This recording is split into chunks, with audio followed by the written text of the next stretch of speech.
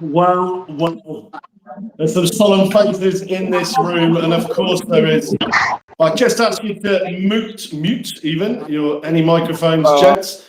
Guys, welcome to Tap and Go, our brand new pub. It's a bit kitsch, but it's our brand new thing that we've added to Deep Up Here Kickoff and at Novus Media. Gents, this was like a morgue when I logged in. I am gonna go to Jack first because Jack, that was a tough 80 minutes, certainly 40 minutes to watch. I don't care. I know I'm going to wake up soon, and this was all just a horrible nightmare, especially after halftime. But I mean, we've got to be honest with ourselves. I think we didn't get the bounce of the ball, but we didn't deserve the bounce of the ball. I think the Boks haven't played well since Paris last year. I think we played very well, and we played very poorly. We played well in the tight forwards in the first half. We had them in a vice grip, but we couldn't close the deal. And I think we lost the game when Malcolm Marx knocked it on over the try line. I think that's where it turned. We should have won, but we lost badly, and we deserve to lose badly. Well, listen, let's be honest, Sasha's going to get roasted in the media in the next week. Courtney, he just couldn't catch the ball today. What the hell was going on with Sasha? To be honest, I don't even think it's really Sasha. It's the 9-10 axis. I don't think Grant Williams had his best game either. So to be honest, yes, you can point fingers, but it's not really him, but it is him. At the same time, like I said, Grant Williams didn't have his finest game. He was caught out twice for 2 tries out wide, and even that charge down, which is debatable at best. So yeah, I mean, yes, I think we got it wrong in terms of that axis 9 and 10. He will get the cane as it was. He will get the worst of it, but kind of like the whole backline's in fire at best. Jesse Creel touched the ball in. I genuinely don't remember Jesse Creel having the ball. Yeah, he didn't. I mean, they never really got it going in terms of getting it past number 10. So, I mean, yes, who's to blame for that? And then when he did go to the wing, I mean, Jesse Creel, he's, in my opinion, not the finest winger anyway. Sean, I've just watched this game, and obviously, like, with kind of neutral eyes, there was no change in gap. There was no plan B. There was no plan B from the Boks, and that was what surprised me. I thought from Argentina to this was going to be markedly different, and it wasn't. It just wasn't. Yeah, so like for me, there's 2 spaces here. We're a game short minimum, and you can clearly see that the All Blacks have played a little bit more. Have managed to sort out a few things. We just a game shy. And the other thing with that, things were going well-ish in the first half in that we really, the pullback, a couple of handling errors, there were a couple of spaces where you're looking at it and going, just a little bit more time and it'll come good. And I think that was their thing. They didn't need a plan B because once they start polishing that off in the sort of towards the end of the game, the second half perhaps, it'll come good, except it went the opposite direction and we landed up in shit. Really 2 ways about it. Just a reminder, just try and put yourself on mute if you're not talking. Dustin, you're heading out. I've seen this look off you before, my man. I don't even know what to say, to be honest with you. I just thought the forwards, once they lost dominance at scrum and the maul, actually, I'm going to give credit to the All Blacks now. I thought they nullified your strongest weapons through the game. I thought they stopped the rolling maul well. Mark should have scored. Eventually, the scrum got done. I mean, I know I said this about the Ireland game last year. I don't understand why you scrummaged so much just to get them yellow cards. You could have gone and won that game by a lot more points. I know it's a flex, but that moment when they went for the yellow card in the scrums and then got turned over in the scrum, I think that's when it was like, that was done then. It was just a weird tactic, Dustin. Bro, to be honest, we lost this thing when our bench wasn't good enough. Let's just be honest. When Zachary Paulson came on, I mean, Gerard Steenekamp was replaced halfway through the second half. They weren't the best bench that we could have picked. Oxenche, Volkerlo were dominant in the scrums in the first half. Second half, we lost it because of the bench, 100%. And Grant Williams didn't have a great game. I think Courtney alluded to it earlier. It's fuck. You know what I mean? Yeah, but coming to you, mate. Again, I just want to touch on this lack of game plan. I cannot remember a Springbok team, A, dropping the ball as much as they dropped today, but B, looking lost on the field. They looked lost on the field. And yeah, I agree. They're definitely a game short, but I think they also refer to the week of hell. I think Kitshoff said it, and I don't think we can use that as an excuse. But the fact that they did not have a plan B, that was disappointing. I also agree that the bench didn't give us the injection that we thought it was gonna, and that was a big and credit to the All Blacks. They nullified it. They absorbed. They took the hits for 60 minutes, and then they came out to play, and we just couldn't keep up with the pace. They didn't bring that injection. I mean, I still feel that we didn't get the rewarded in the scrum enough. Yes, we got a penalty in there, but it was consecutive, and there'll be more in it for us.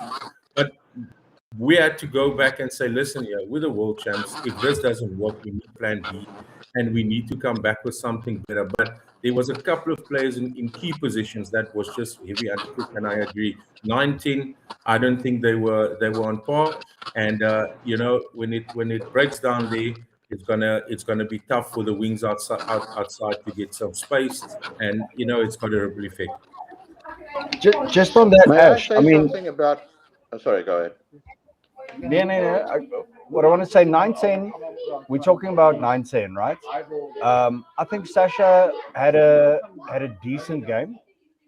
He attacked the line well. He defended well. His kicks, maybe 50-50. But Grant, I don't want to blame Grant Williams, but Grant Williams didn't have a good game. So let's say 9-10 access, but the problem was Grant Williams. 100% the problem was Grant Williams. And he was slow. He was slow at the breakdown. He was picking and looking for runners when he shouldn't have. I think poor decision making from him. His box kicks weren't good. I think 9-10 cost us, but the bench. I think we said it now earlier. The bench was the problem. At the end we were soft. If I may say, I don't think I want to disagree with everyone about the game plan. I don't think the problem was the game plan. Look, their plan was to run us off our feet. They didn't get the chance, right? They couldn't play their game. We had them in a vice grip. We were camped in their 22. We had many opportunities to score. I think the problem was execution. As simple as that. I mean, if you have as many chances as we had in their 22, and you may say, okay, why take the scrum? We take the scrum, we get an advantage, right? Now it's a free play. And still we can't score because someone knocks on or, the clean is not proper at the ruck. I think the game plan was fine. If you said in advance, you're not going to get, the All Blacks are not going to get into the game. You're going to be camped in their half, in their 22 for about 30, 40 minutes. And you're going to have 10, 22 entries. You're going to have 5 or 6 or 7 scrums in there, 22. You take that. The problem is that we didn't close the deal. That's as far as I see it. And maybe the way I think of it is like this. Okay, how did we? This is like a World Cup, this whole series. And how did we win the previous 2 World Cups? First we lose, then we win. So we got the loss out of the way, and now we'll win. I have to agree with Jacques. There's this thing of saying, there was no plan B, but plan A was working. Plan A was working. Yeah. We got the 22-meter entries. We got the penalties. We got the opportunities. So I can't fault the game plan. I mean, I can say check the refs' emails because there were some dubious decisions, especially around, for example, Esteban's charge down is ruled illegal, but then a charge down on the other end is ruled legal. That's I guess that's one debate up for discussion. Even the I've never heard a ref say the whiplash motion is what threw his shoulder into his face. But again, not to complain about referees, but what I'm saying is that Plan A was good enough. We just couldn't execute on it. There was no need for a Plan B. When you talk about the bench coming in, yeah, they weren't great, but at the same time, we put ourselves in position. We were better at contestables. Everything was there. We did everything right and we did everything wrong. We got ourselves in position and then we just never executed on that.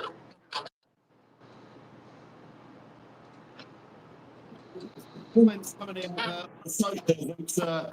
Producer Joey and TMO checking the car parks for it. Getting fair play to All Black deserved it for me. Listen, I'm not a massive Matt Carley fan. I'll be honest. I think he refs a lot about himself, but I think he did all right today. I actually think he did all right. You can highlight a few moments, but boys, I hate bagging refs, and I don't think that's the reason you lost today. I actually thought Carley had an all right game as a ref. To be honest, I didn't have an issue with his the way he managed the game. Like, listen, in any game that any team loses, whether it's by 1 or by 50, you can find something to moan about the ref. And honestly, like if you had to look back at all the errors the Springboks made, they were like firmly on themselves. It was poor. If you look at the first 20 minutes, we were all sitting there going, cool, we're just going to clean up a few things and then we're looking good. Courtney, like, I love it. Plan A was working, but we ran out of steam and we couldn't execute it more. I thought the management of things was a bit challenging. Obviously, the shift in the backline changed things. I thought Delendi at 13, like full circle, he made his first 2 test appearances in the 13 jumper. I didn't think he was too bad. I did think, however, that taking Esterhuizen that went off. I can't remember. Anyway, when they moved Sasha to 15, I thought we probably could have made a different decision there. I thought Willemse at the back was outstanding. I thought everything was good. If we could have just done a straight swap for Marnie and Sasha. And then I do want to say, like, that I don't think Williams was that bad. Like, he made some errors, but I also think, like, there was a lot of other stuff going on that was really hampering him. Like, he was getting obliterated at the breakdown. Well, maybe that's a bit harsh. He wasn't getting obliterated, but he wasn't getting things his own way. I didn't think he was that bad. I just thought we didn't push on when we should have pushed on, and things went the other direction as opposed to finishing off. I want to agree with you, Sean. Sorry, if I can jump in there, Andy. Sean, 100%. We didn't get everything our own way. We were being obliterated. I mean, the breakdown was a shit show. Let's be honest. But Grant Williams was that bad. He wasn't good, man. He was slow off the mark. His box kicks weren't good. He made and look, I mean, you can see that way. I'm a Sharks fan, so I'm not a Sasha fan or a Province guy. Sasha wasn't bad. Sasha did well. He attacked the line. He defended. Grant Williams made him look like a tool. Any more comments coming in from... Sorry, I just jumped straight over you there. Sorry, I had a little glitch. Any more comments to come in? That was from Gregor Galway over in Ireland watching the game. Cheers for joining us, Gregor. Any more there, Joe? You said there was a couple. Yeah, wow. That kind of sums it up, really. Just wow. I suppose I suppose the beauty of this is that it's kind of a quarter done, if that makes sense. It's not. There's another game next week. So, Jacques, what's the changes we need? And let's talk about personnel first. Who's kicking? Dustin's kicking Grant Williams out of the 23 by the sounds of it. But where do you think personnel-wise, you've got to be brutally honest and go, you got to go, my friend? For me, if I can go first, I don't think Grant Williams had such a bad game. I think we won most of our contestables. I think we won the contestable battle. We had a lot of them back. I think there's a 14-point swing on the Holland/Itzebeth onside, not onside. So I don't think Grant Williams is a problem, but I definitely bring in Marnie or even Andre. I think there was a lack of control, right? From 10, it was a bit frenetic. It was very Sasha, if I may say so. I think Sasha is a fantastic player. I don't think he's a fantastic fly-off. That's always been my opinion, so perhaps I'm biased, but that's what I saw. There was a lot of, doing things a bit too quickly instead of cool, calm, collected. Marnie runs the back line better. As far as the front five is concerned, I would start with Thomas. I think, look, I mean, the Wilco gamble worked as far as the scrums are concerned, but he also gave away 2 penalties that gave them an in, which led to two penalties. So for me, what I would do is I'd mainly change fly off and maybe tight head prop. I'd consider, if you want a combination between scrumming and mobility, I'd go for Carlos Sadi, or otherwise I'd start with Tank with someone like Sadi or Wilco on the bench. But those are the main changes I would make. Like I say, we weren't that far away, except for playing really poorly, executing poorly. But I don't think that we've got personnel that can come on and fix all the problems that we had today. Interesting today, wasn't it? Because the bomb squad just never came on at the same time. It was kind of like filtered. And Ash, do you think? Yeah. Do you think actually that was more wrong than the starting, Ash? That the bench needs to be looked at first before the starting 15 next week? I believe that we didn't have that punch in the last 30 minutes when the bomb squad was supposed to come, and that it's like when the bomb squad comes on, there's just that the pace gets lifted. There's in the intensity, there's a great amount of pressure comes from line out time. There's some energy coming on, and I didn't see energy today from the bench, and I think that was a bit of a. It's almost like they let New Zealand into that last 20 with a bit of a soft approach. I agree with Jack. I think we need to look at our front row. I think Walker did well for 60 minutes. I was surprised that he played for 60. I thought he was going to play maybe 40, 45, and then they would have brought the bench. But I think we need to look at our starting. I like Wilco from the bench. I think when the rest are a bit more tired, he's more effective. And then you have a couple of guys coming on and bringing that intensity. So I think the bomb squad wasn't that effective today, and that was a big problem. Yeah, just a few comments coming in from the YouTube channel Kickoff. Thanks for everyone. There's loads of comments coming in. As much as I love Will Jordan, I thought either Fabian Holland or Jasper Wiese should have won player of the match. I thought Wiese played very well today. Safa's as soft as butter. Have that one, boys. Try again next time. All Blacks was miles better. Rassie is becoming bigger than the game. Yeah, some not so nice ones, which we won't go down. You lost it weeks ago thinking you won it then. Would have showed the same respect we showed. Sorry, Rassie, perhaps next time. Rassie is not a genius. He just had luck on his side for a long time. Yes, Renegade. Thank you for that one. And a lot of people, you'd be pleased to know, Dustin, a lot of people are on your side with the Grant Williams arguments. So there you go from that. Courtney, Sean, do you want to chip in on the personnel kind of discussion on next week? Because I think it's going to be a hot topic over the next few days. Yeah, listen, I just a couple of things. Like, I don't think that we've got such a bomb squad like we used to have. Like, you bring on 7 guys or 6 guys at once, and we kind of changing with that a little bit. I do think that losing Kirkley Oren so early definitely impacted how we managed the backs, and not that really affected the forwards in the changes. Then obviously those cards. What I would like to see is I definitely don't want to push specifically the props and the tight five to the point where you want to change them. I think we need to try and figure out, and I'm sure they can, is how to take them off just before they reach that T junction. So in terms, listen, I thought straight off the bat when this side was named, I would have had Ethan Hooker playing on the wing. Not that Curtly Arendse did anything bad and we would never have known because he went off too early. I would have started Marnie, and I thought Thomas du Toit would have got a look in.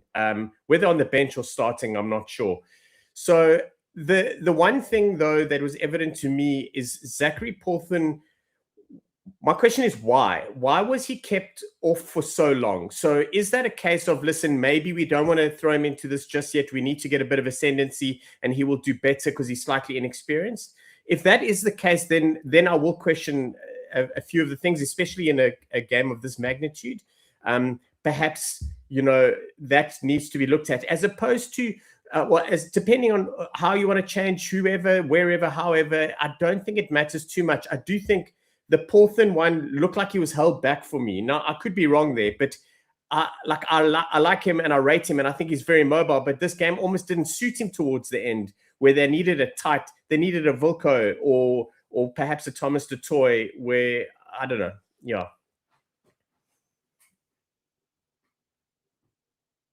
It's a tricky one. And I would have started Esterhuizen and I would have started Hooker. Like, he's in my team on Novus Media. We had to pick our teams this year from the journalist panel, and I put Hooker in there because I think it was early on.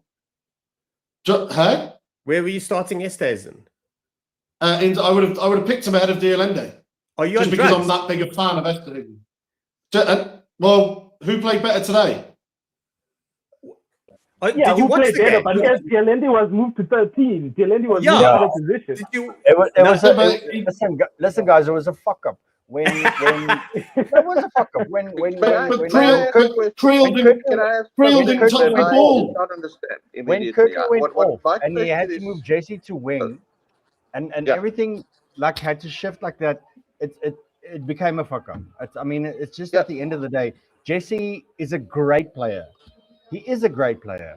He's a great 13. He's not a great wing. But Dustin, if I can ask this question, but I don't understand. He's not a good wing at all. Curtly Arendse gets injured. The obvious play to me is you bring on Kobus, put him on the wing, and you don't disturb the center partnership, right? That's what I thought. Or you move Grant to the wing, which is quicker. That's better. Bring on Kobus, Grant to the wing. You leave the center part because that's the absolute engine of our team, defensively, offensively, everything. Now you bring on Andre. I've got three people playing out of position instead of one, right? Doesn't make sense to me.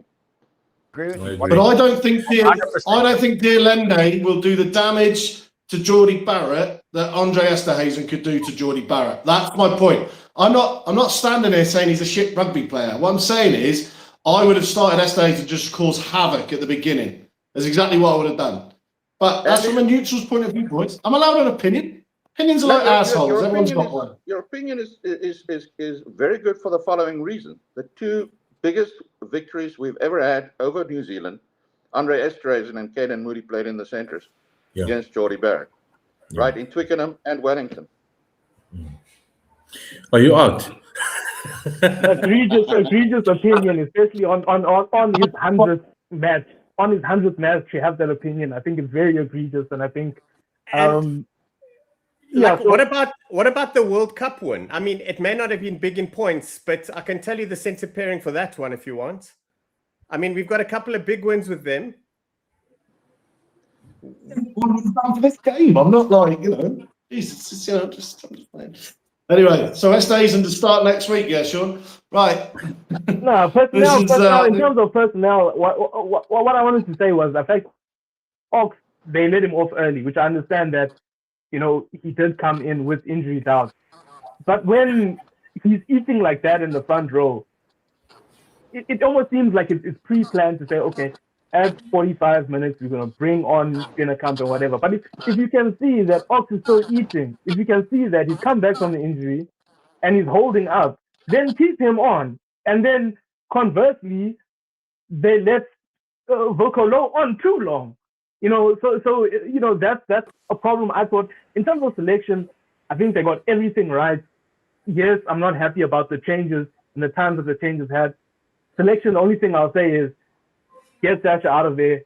Williams also, I'll say maybe he's better in a bench role. I just think that unfortunately it wasn't his best game, so I'm not going to be too hard on him. But get Thatcher out of there, put in a Lubbock, put in a Pollard, but not really, but put in Lubbock, I think. I agree. I think get Lubbock there. It felt like we never got into a rhythm tonight. It was almost like the play break down all the time. Broke down, and it just felt like, yeah, again, 19 wasn't in control, and it was because we and then the guys, we have to say it, Andy, the breakdown, it was a mess. There was a couple of guys coming through playing the 9, and we can't say that the ref. I won't say the ref was the cause of this loss, because the Boks, I mean, at the end we were outplayed, but there were soft moments in that match. I mean, the try, when the lock came through, storm down, that was a soft moment. Marx would score that try all day long in any other test, and today he didn't. And I think it had an impact, and you could see, it also, I think it had an impact on him as well. At the end of the day, these guys are human, so they were put under a lot of pressure later, and you could see it was a bit telling. But I don't think we should change that much. But it's there's things we have to sort out, and I think we might see. I'm going with the New Zealand Test series last year. Maybe we'll see them coming next week because their backs against the wall. So listen, we've gone in on the players quite hard, but let's talk about the coaching decisions then. And I think all of you have kind of alluded to it a little bit in this whole conversation. Do you think the coaches need to take quite a bit of blame for the decisions within the match? We're talking about selections, we're talking about the decisions within the match. Do we know, we're talking about the sentence pairings now, the timings of substitutions, but the players are going to get hammered in the press. Should the coaches rightfully get hammered in the press as well? They should. It wasn't brave enough.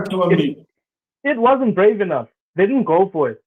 It was too conservative, in my opinion. And yes, they had the upper hand in terms of 22 entries, upper hand in the scrum.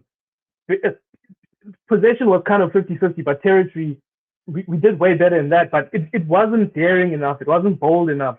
We can all be sensible Sallies and say, okay, we're going to do this. But it just wasn't daring and bold enough. And I felt like we played it safe, where we could have put foot on neck and actually gone for the win. And actually gone to get that upper hand, because now, like you say, we're in the position where we 1-0 down. We need to win 3 to get it flat out. Instead of playing it safe, we could have put ourselves in that position. But now, it's a day late and $1 short, unfortunately. Yeah, I don't want to chip in on that one, Jack. Yeah, look, I'm not going to blame. Look, I owe Rusty so much. I'm not going to start blaming him for everything, right? And in the end, it's not the coach's fault if players keep on dropping the ball. But what I would say, though, I mentioned already, I didn't understand the substitution that disrupted the whole backline instead of just sending one of our fast scrum halves to the wing. What I want to know is this, okay? So with this whole Tony Brown character, all right, supposedly the world's greatest backline coach, all right, genius, New Zealander, saboteur, I am suggesting. Because if I bring in the world's best backline coach, all right, I'm expecting at least one strike play from a scrum 22, right? Oh. Like a dummy switch, run around, blindside wing, or something, anything, right? I'm not asking much, just one. Just show us you attended the practices. You are the genius. We say you are. We are giving you all our IP for a reason.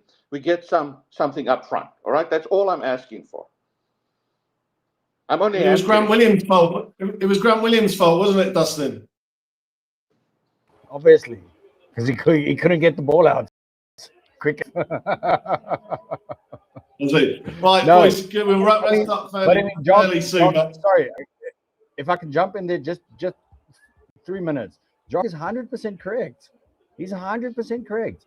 Where was a strike from a scrum, from a line out, from a set piece? I mean, we did well in the set piece. We're getting our ball. We're getting their ball at some stages, but nothing on. Like Jock said, not a dummy switch pop, not a miss one, not a nothing. It's not good enough.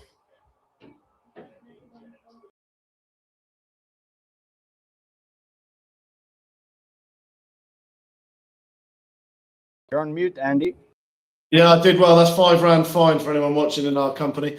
Racking them up. I'm going to go round the room to wrap this up, I suppose, and get A, your final thoughts, and B, what's the biggest thing that the Springboks need to change for next week? Courtney, you're in the firing line first. For me, biggest thing to change, just be more bold, be more daring, stop playing it safe, and in closing, get Thatcher out of there. Get Thatcher out of there. Grant Williams, I think, go to the bench. Number 9, maybe Reinach, maybe Saf Light, Moni van der Berg. But besides that, I'm not too, like I always say, like we did everything right, but at the same time, we did everything wrong. So I'm more on the side that we were right going in, we just didn't execute. So fine tune on that, get Thatcher out, put Grant Williams on the bench, get someone else there in at 9, and it's a done deal. Give me your words of wisdom. Give everyone hope in South Africa, Ash. Andy, although it wasn't a great day for us, I'm not panicking because you know what, this is an amazing team. They've got a massive squad. I think we just need to be more accurate next week. We have to be accurate because these, you know, like if the ball goes loose, they're on it and they're gonna come at you. So we have to be accurate. I think we need to look at how we're going to approach this match, and I think we have to look at Mani possibly coming in, creating that go forward ball, for, giving us that rhythm, get into rhythm, and you know, putting our forwards also on the front foot. I think that's going to be key. I think there were phases in the match where we saw when Visa got front football, it's just like we got the front football, but we didn't execute well enough. Went out wide, and the ball, it was a knock. So I think execution is going to be key. Yes, we need to look at the personnel. I think Thomas is definitely someone that needs to be in there, yeah. But I'm not in panic stations. I think we've been here before, and we pitched the next week, and I think Cape Town is going to be a big day for the Boks next week. I think Monday morning I'll feel better about this one and look forward to Cape. Sean, do we need a plan B? Do you need a plan B next week? We argue over whether there was one or whether a plan A was working, but they seem to lose their heads, certainly in that last 10 minutes, the yellow cards and everything. So strategically, what do you think needs to change from an actual overall play point of view, let alone the mistakes and the tackles missed, and et cetera, et cetera? I don't think the players, the coaches, or the game plan you want to throw them out straight away after one bad game. Like, we had a bad game. I really think that a lot of this gets fixed with us having played a test match or a game last week or in between Argentina and now. So it will get better. I don't see us making many changes, but you know, we could also make 12. So I don't really know how to approach that. But if we had to name the same side, I wouldn't be overly worried about it either. So they're not really, Rassie doesn't quite subscribe to, you know, discarding people willy-nilly. You know, there's a plan generally, and sometimes it doesn't look like we see one, but something was happening here and something will get worked on and it will come good. If we do this again next week, that's a different story. Jacques, over to you, my man. What's the big one that you want to change for next week, whether tactically or... Yeah, I don't think it's personnel, weirdly. And I'm looking at it with different eyes than you guys, obviously, but I felt it was very limited today. And you alluded to the Tony Brown thing, but very limited in what they did. Yeah, I've got a philosophical observation first, and then I'll get into the details. And this is, we're going to win next week. It's almost for sure, right? And it's because of the way the universe works. If you're a lion and you miss the hunt today, then you're better at hunting tomorrow. Because if you weren't, you just get worse and worse and die. And for that reason, it's called hormesis, right? So it's stress, it's no pain, no gain. So if you go through the history of these two teams playing series, the one who loses the first test almost always wins the second test. It's just the way it works. We're going to win next week. But despite that, what there was missing, and we didn't touch on this, I felt there was we missed leadership. I think we missed Siya Kolisi. I think Paul de Villiers is a great player. He might even be a better fetcher or number 6 than Siya Kolisi, but I think Peter Steph du Toit's once in a lifetime get up and give a history changing speech is a once in a lifetime thing. I really felt that we lost our heads. We didn't stay cool. I think we could do with Siya, and I think we'll see him back next week. Before we go to Dustin, I'm just going to get a few more comments coming in on the YouTube channel. Plenty of banter flying around, I must say. Jeez, keep it clean, boys. Keep it clean. I think the main thing, there was a bit of arguing about the two charge downs, Etzebeth and then Hollands, obviously.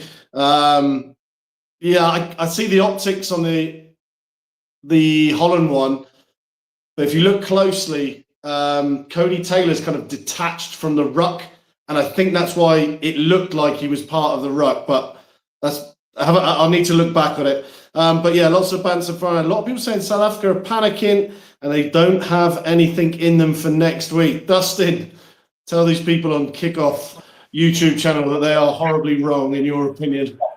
They are horribly wrong, and just alluding to what everyone said. I mean, I know I had a go at Grant now. He wasn't good enough tonight, but he's not a bad player.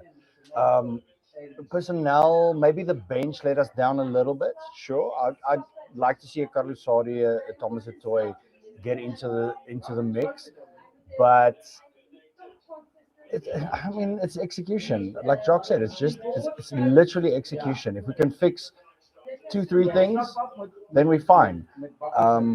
And like Sean said, I wouldn't be too angry if we had the same squad going in, bar the bench. But no, horribly wrong. No one's panicking. I'm for sure, like Ash said, I'm for sure not panicking. It was a bad one, and we'll learn from it, and we'll be better. And that's what Rassie does. He do learn from these things. So no, we'll be better. We'll definitely be better, and we probably will win in Cape Town. Guys, thanks so much for joining us. Everyone online who's joined as well, thanks for the comments in the section as well of how much you're enjoying this chat. We will be back next week. Hopefully these boys will be in slightly better mood after the second test down in Cape Town, which will obviously have a massive All Black crowd in it as well, which will be a talking point within itself. But for now, the first test is done. The Springboks have lost at Ellis Park. Again, a bit like the Australia game a couple of years back, the second half just didn't go their way, but they will be back, and that is the beauty of this tour. There's still 3 to go, 2 over here in South Africa, and then that one in Baltimore. You'll question why there's one in Baltimore on another date.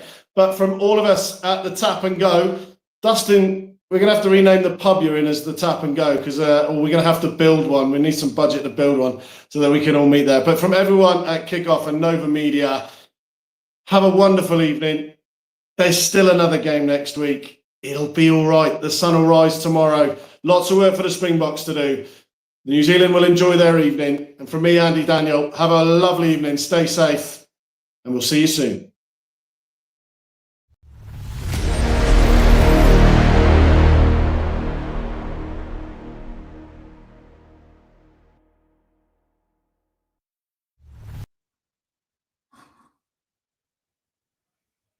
Yeehaw!